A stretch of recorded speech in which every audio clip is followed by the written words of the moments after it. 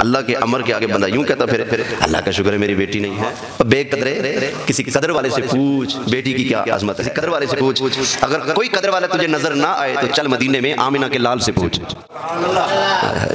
نبی کریم علیہ السلام نے ارشاد فرمایا جس بندے کو اللہ تعالیٰ نے 2 بیٹیاں عطا فرمائی, اس بندے نے اپنی دونوں بیٹیوں کی خوب اچھی طرح سے پرورش کی, خوب دین کے مطابق ان کو پالا پوسا بڑا کیا, ان کی تربیت کی, ان کی تعلیم کا خیال کیا.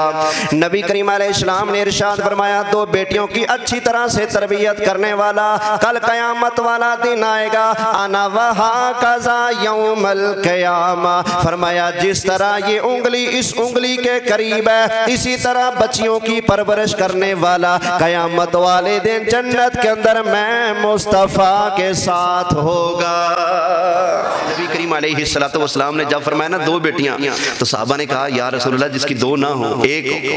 پھر فرمایا جاؤ جس کو اللہ 1 بیٹی دے اس کی صحیح طرح سے تربیت کر دے, بڑی ہو جائیں تو شریعت کے مطابق ان کی شادی کر کے رخصت کر دے. فرمایا وہ بھی جنت کے اندر میں مصطفیٰ کے ساتھ ہی ہوگا.